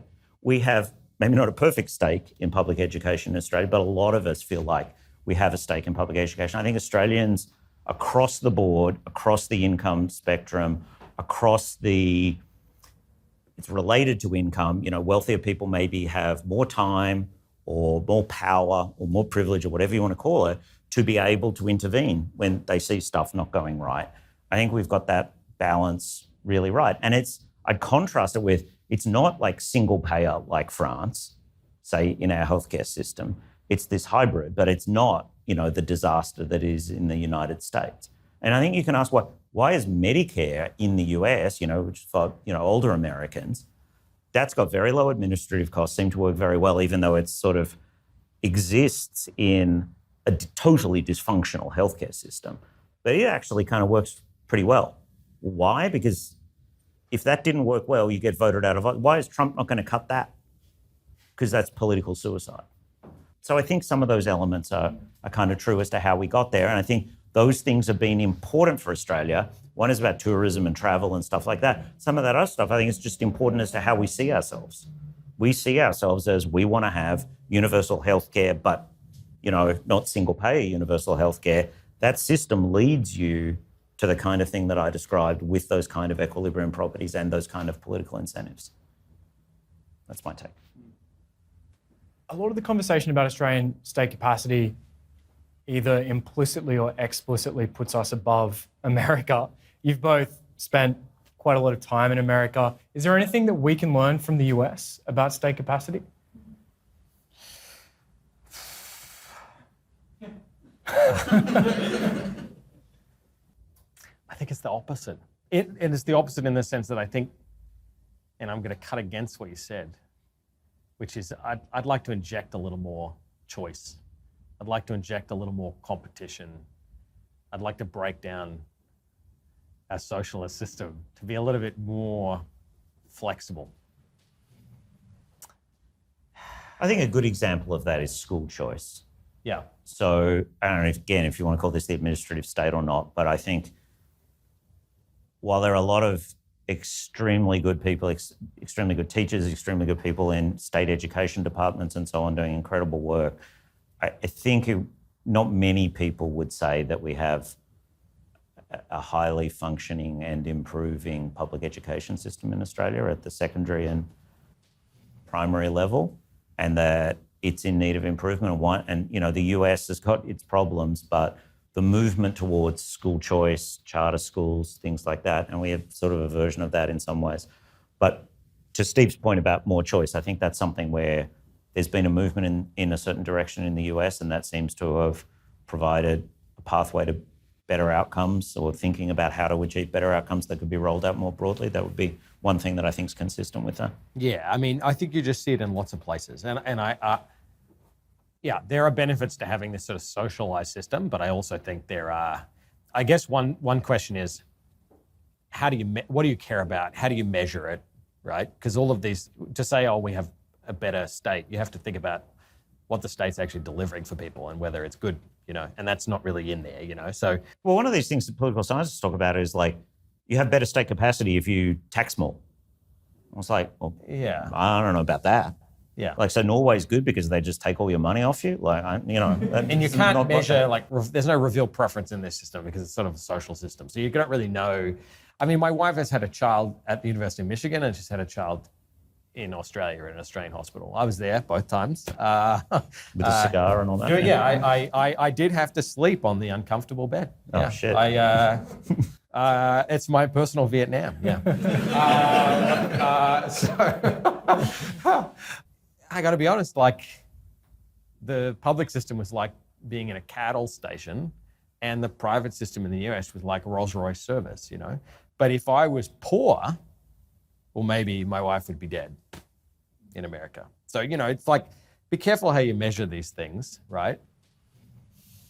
It's hard, It would be nice to be able to inject the system with the benefits of competition, of choice, of all of these things that we think can improve things without losing the kind of safety net, the fairness, and that's like, maybe that's impossible, but that's kind of what I constantly think about that living in the US. Right. I mean, I like competition a lot. I'm an economist, but competition and creative destruction kind of go hand in hand, and the creative part of destruction is good, but the destruction part's not so great, particularly in like childbirth and stuff. Yeah. So let's do some audience questions. Please raise your hand and we'll get a mic to you. So questions about state capacity for Steve and Richard, and I would ask everyone to please keep your questions concise. So let's go to, thanks, Dan. One of the interesting things that you bring up is that the great sin of your book is not making the same mistake twice. My point is that a lot of people call the United Kingdom a healthcare system with a military. How do we, and you talk specifically about like health policy and things like that, Australia has a really bad track record of bad health policy that retracts kind of freedoms, individual rights and stuff like that. Look at the vapes versus cigarettes discussion. Everyone could have seen the entire writing on the wall, and yet the same mistakes were made about basically making vapes illegal. What is the prescription that you guys have for effectively kind of telling doctors there are positive externalities to certain things that they don't like? Well, there was an active discussion in the medical community around vapes. So I'm pretty sure that Alex Wodak, who's an incredibly respected doctor and someone I've known for a long time and certainly have great admiration for, I think he was pushing pretty hard a different point of view. So I don't know enough about how the kind of debate within the medical community broadly framed went, but maybe something went wrong in that debate. So I don't have a good answer. But if experts to whom we tend to defer about these things kind of thrash it out and come up with the wrong answer, I'm not entirely sure what to do about that. I know that's not a very satisfying thing to say, and it's sort of just punting it back one thing further. But, if we did that in any other area, if we had the experts about, border control to do with things like foot and mouth disease, and there were two sides of that, and there was this vigorous debate, and it was like, one side won convincingly. I don't know how we don't end up going with that. I mean, I don't want to denigrate an entire field. although I'm an economist, it's kind of what we do. It's also what we cop from other people. That's right? true. And there's always heterogeneity within a field. So there are sensible people. But the public health field, I have a very different view now that I know what they do and what they say and what their kind of attitudes are than I did before. I don't want to go quite that far, which is I was quite actively involved with a relatively large number of epidemiologists and public health academics during the pandemic. And I didn't agree with everything that was being said by those folks, but I found the best scholars as measured by, Google Scholar counts and Nature publications and the standard hierarchical measures of status and success. I found them on the whole to be incredibly thoughtful people, with some exceptions rather than the other way around. But we agree on like Atagi and those guys. Well, I mean, we just have a different opinion. That's fine. I really don't like the health people. I'll reiterate that. I really don't like them. You know, I mean, the vape thing is perfect, right? The vape thing, the argument is being addicted to nicotine is bad. That is literally the argument. There's no health argument other than being addicted to nicotine is bad. We don't worry about, the fact that people might not use a vape that's now illegal and instead smoke a cigarette, which is unambiguously worse, right? In any measured way. We don't worry about the fact that when you ban something, you create a black market, which allows you not to regulate it at all, right?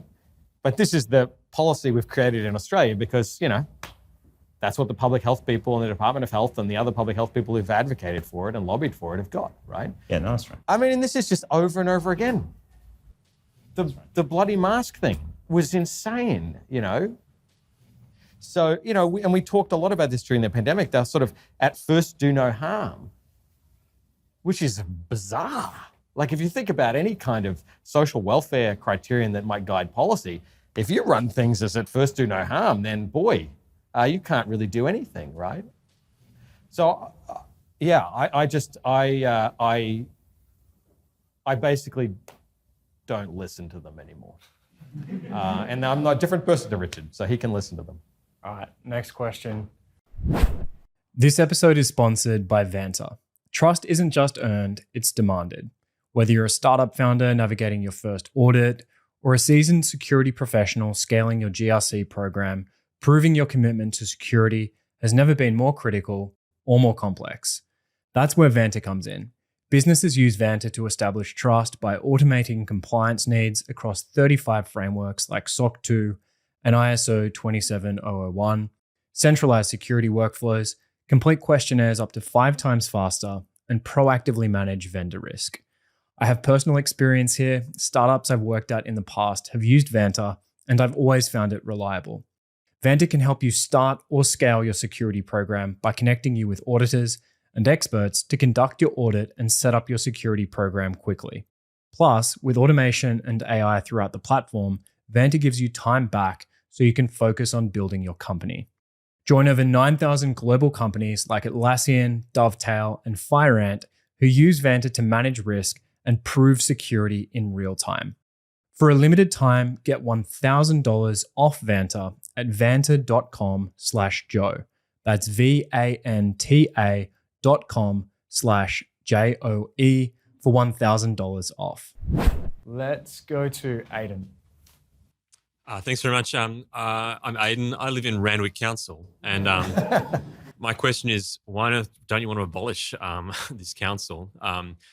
Sort of generally, I'm curious about what you both think about the importance of competition between different levels of government and what that really means and looks like. And I was so amazed during the pandemic when I learned about this other boundary of demarcation, which is the local health districts.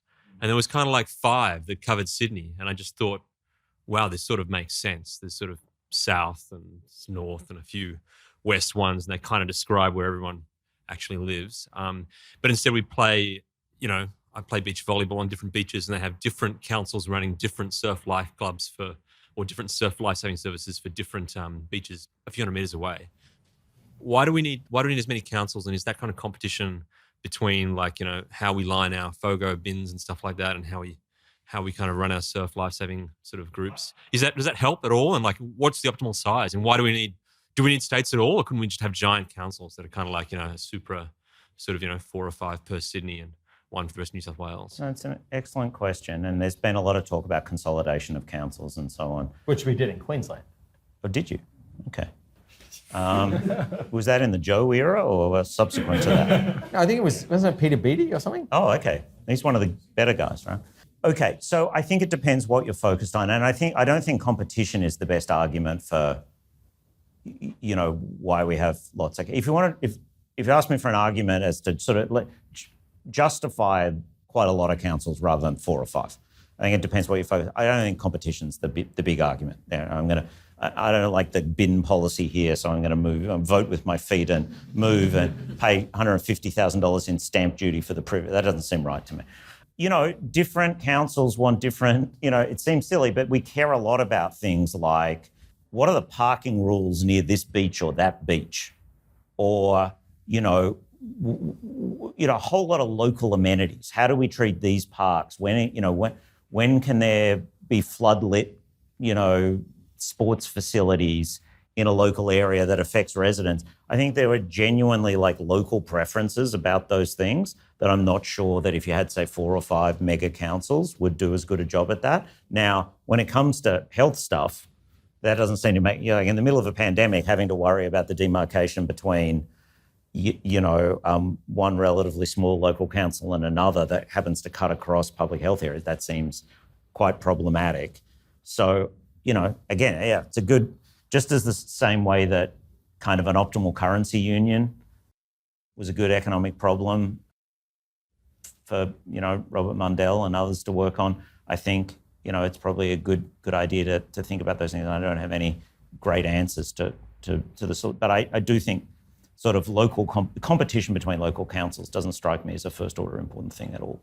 There's this interesting model which some friends of mine in the UK have come up with, which wants to radically devolve power to the street level. Oh, this is the street votes idea. Yeah, I love this. Yeah. I think this is super interesting. And I think it's challenging. Do they have taxation power? No, but it's if you want to approve a development, it's if you live in the next suburb, you don't get to block it, right? You're going to have the street decide whether they want a house to get a renovation or get build a bigger thing or whatever. There's a nice idea of aligning. That doesn't lead them to just turbo NIMBYism and nothing's happening. No, it's the opposite. I think the idea is Why? because the idea is that the people. I want to put a toxic waste dump on your street. No. Yeah, but that's optimal not to put it there. Okay. Well, and so the key is, I want to build a big block of apartments next to your, $20 million house. if you benefit, the people closest are the ones who benefit, and so the alignment of the incentives is stronger, right? The more local the decision making. Okay. I think it's an interesting idea. Yeah, I don't think we should have there's this weird idea that we shouldn't have any local councils, which I think is kind of insane. I mean, I think if you think of if all the decisions were made at the state level, that strikes me as very, very bad. Can you imagine how bad the Victorian Minister for Trash Collection would be? I hope no one's actually from Victoria here. I mean, we really, the New South Wales one wouldn't be that much better. But yeah, no, I think that's an interesting question, right? Maybe it's the case that the councils we have sort of, in some senses, are too big, and in some senses are too small. So maybe we need to think about what functions we actually make more local and what functions we make less local. I think that's an interesting question. Next question. Okay, let's go David Osmond. Thanks very much, guys. And I've certainly enjoyed the Laurel and Hardy show as we've gone through on some of the aspects here. No, that's up to you to work out who's who. So an obvious question around the quality of statecraft and the favourable impression you've given, Joe, of Australia is the quality of the policies that we then end up actually implementing. And, there's a pretty strong impression in Australia, and I think it's right, that the quality of our policies has eroded over several decades. And so the question is how much of that has to do with the way the public sector works or at least the way the entire system works, politicians, public sector, and so forth from there. I mean, one question that you think about is how much in the 80s, under the Hawke Keating era and all this sort of stuff, which everyone likes to hold up on a pedestal, and to some extent that's right. A big reason for the success was the willingness of governments to talk about trade-offs. How should we do our labour market reforms or financial reforms or tariffs and trade and those sort of things? Think about the current discussion around how we should do tax reform or productivity issues or deal with AI or deal with competition. There is no discussion. There's no discussion around the trade-offs anymore. We either refuse to talk about trade-offs or we try and convince the public that we can have everything. There's no trade-off. That's correct, and which means there's no trade-off at all. Whereas we know, of course, that economics is the science of choice because there are trade-offs. We have to make them. And if we don't make them, then we just bring the public along to believe that you can have everything all the time. An interesting thing that comes out of the pandemic, which is where you started, you focused a lot on the vaccine decisions and whatever. Most people now are thinking about the problem with the pandemic decisions is that we now have this huge inflation. And they don't see the counterfactual that the reason the government gave 10% of GDP is because unemployment was looking like it was going to go to 15%. And frankly, what would you rather? 15% unemployment or a $15 lettuce? And I think you're going to choose the lettuce every time. But that's not the way it's played out, because there's no discussion around that. Government's always about making trade-offs, making those elaborate and going from there. So my broad question is to say, what have we lost in this? And how much does the public sector, in not providing choices to politicians because there's no demand for choices, the erosion of cost-benefit analysis as a way of thinking about decisions, the sorts of politicians perhaps we get in now, the public's expectation of living a risk-free life that you never have to, any problem the government comes along and does it. I'm speaking very, perhaps a bit extreme here, but how much does all this have to do with the debate you've been talking about statecraft, particularly here in Australia, in trying to kind of piece together about why the kind of 80s discussion that we had and the quality policies we had seems to have disappeared at this time? I mean, my take is they're just two distinct things. One is a sort of more technocratic exercise about how you run Service New South Wales and, a hospital system and so on and so on. And that's incredibly important. I think of that as being kind of the administrative state that we're talking about here, or state capacity. And then I think there's the kind of policy-making apparatus, which is a politically determined thing. And I couldn't agree more that I think has been, is broken in Australia. It's broken in a lot of places. I gave a talk at the Press Club about a year and a half ago where I sort of reflected on, we went 30 years without a recession. Can we do it again? And, if you look back at the Hawke-Keating, Howard Costello period, it was pretty remarkable. And I think it's an open question about whether they were just four exceptional people, or whether, the media environment that we live in has changed since then, or something about what we demand of government has changed. I would like to think that they weren't aberrations. They were perhaps extremely good. Perhaps we can't expect to have, people like that all the time, but that is possible again.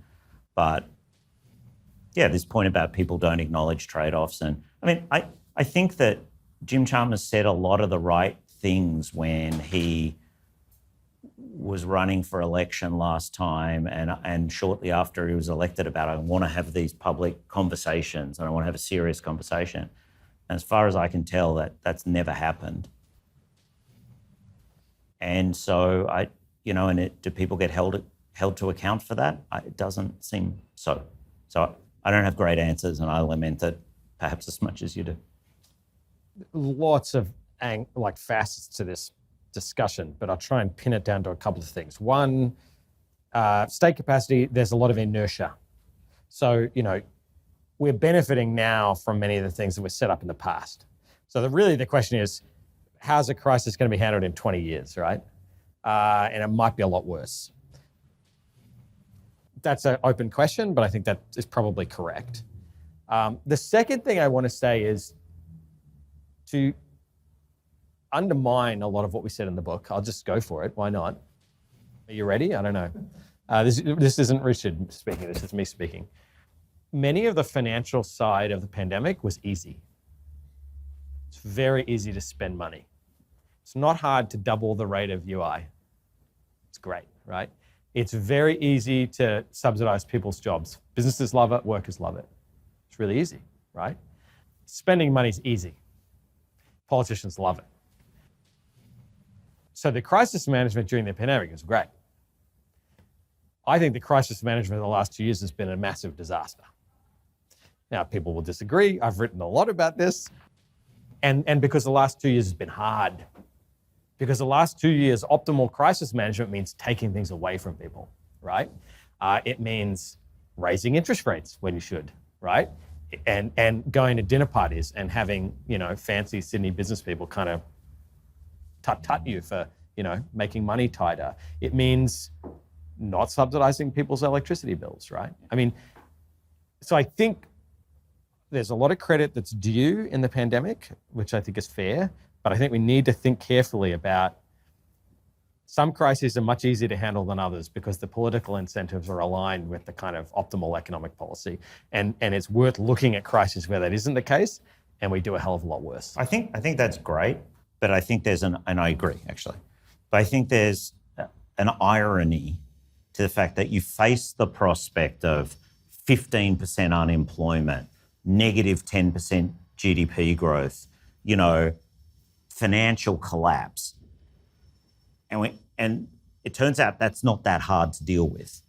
But all Joe Biden had to do really was not spend $1.9 trillion the day he got elected, right? The day he took the oath of office.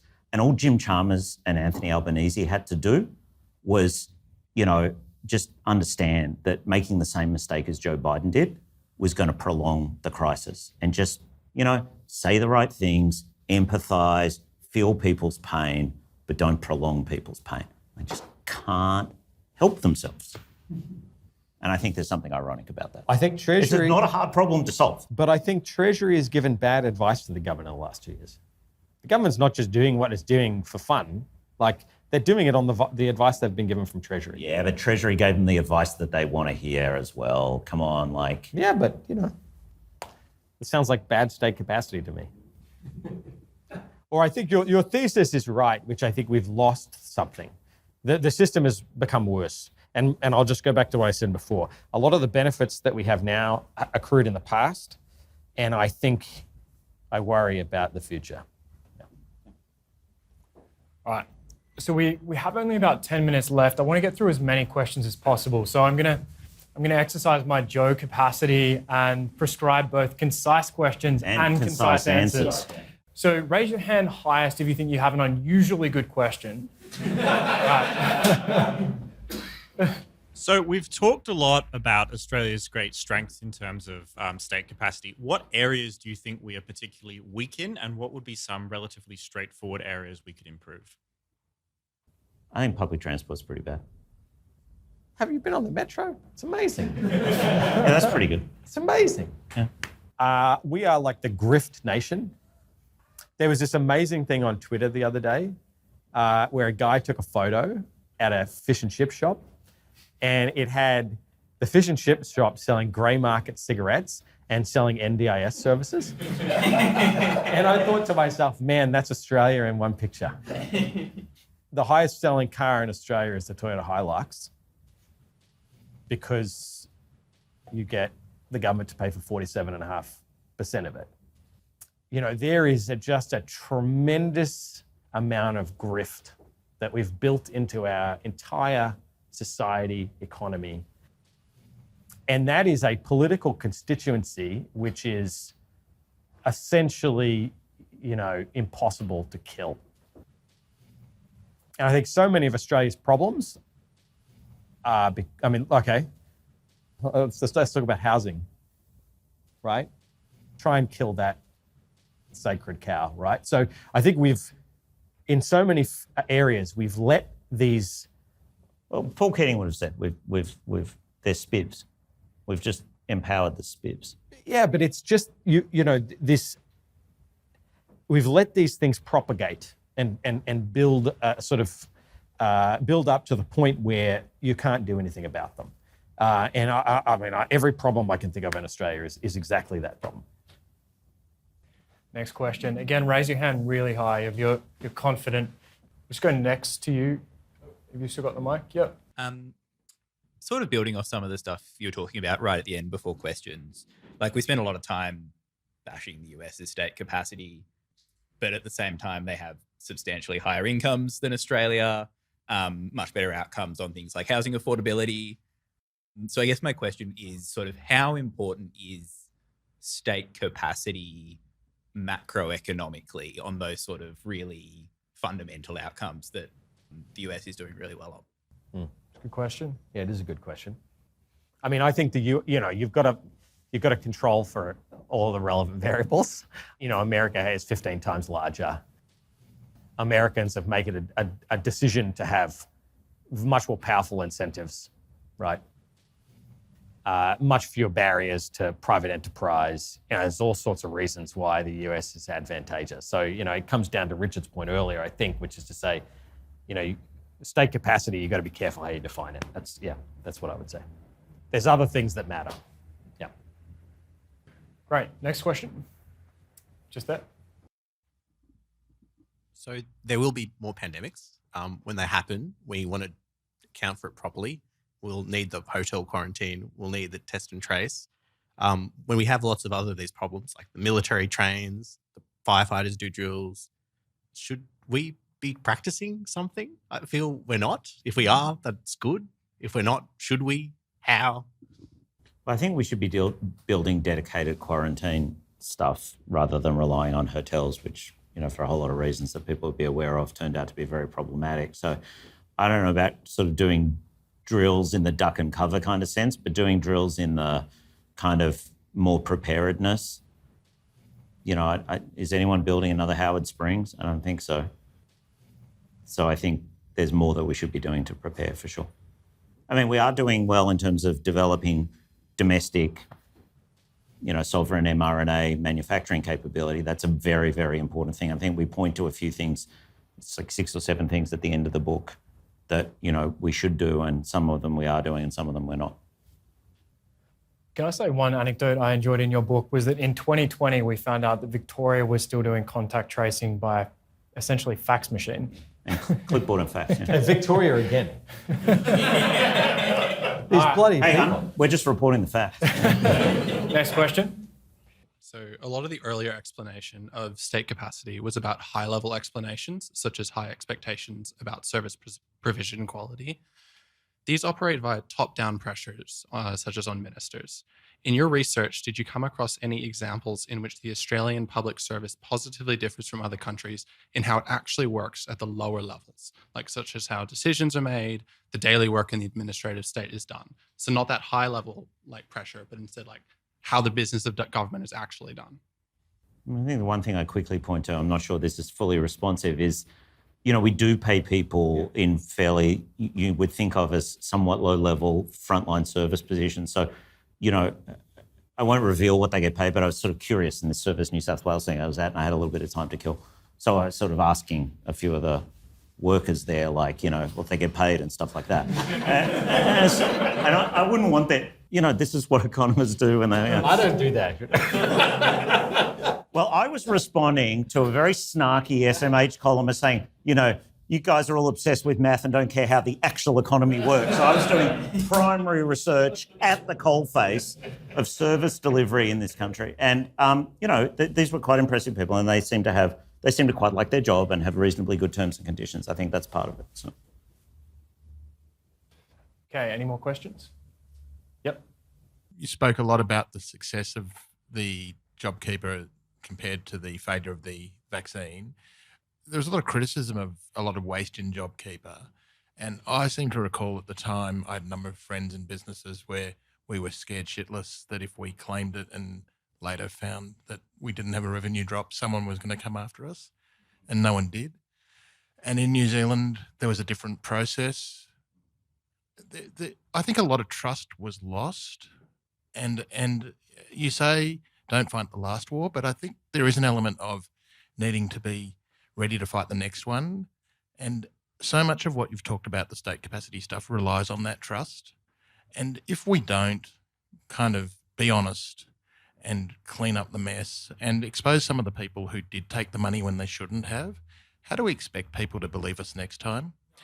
And in particular, it was interesting that publicly listed companies we found out about, but there was no reason that we couldn't have at least been told the names of the people who took our money. Yeah. No, it's a good point. I mean, we've spent a lot of time thinking about this question. I mean, we spoke to Josh Frydenberg. We asked him lots of tough questions. We asked him literally what was going through your head, right? We talked to Chris Jordan, who was at ATO implementing the system. I think the problem with JobKeeper is, you've got to set your expectations for the circumstances you found yourself in. You designed this thing in a month, and you had to design it with integrity. And I mean, if you actually think about what they did, it was extraordinary. I mean, I don't think that by any objective measure, right? Did they waste money? Absolutely, ex post. Did they waste money where we were? I don't think so.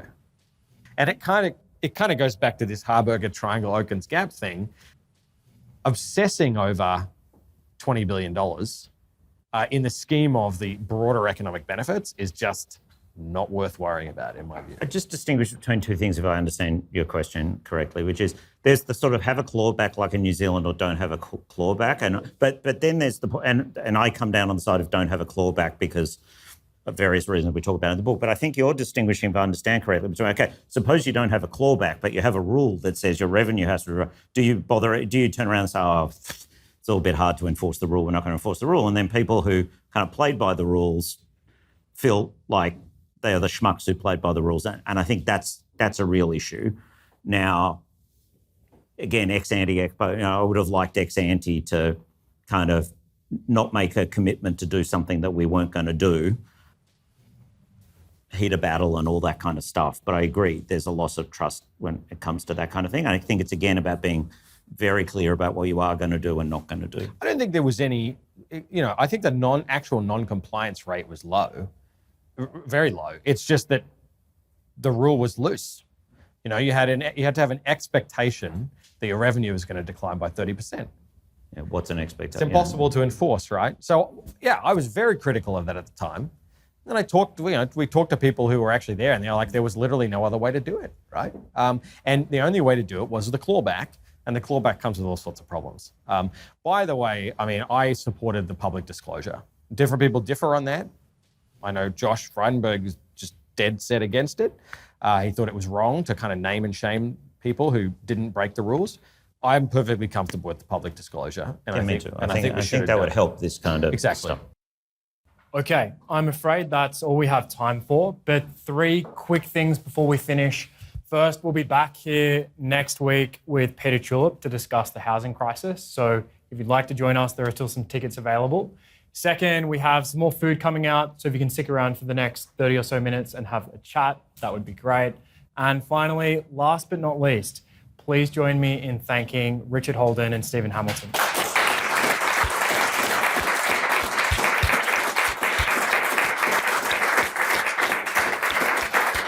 Thanks, guys. Appreciate it. Thanks, mate.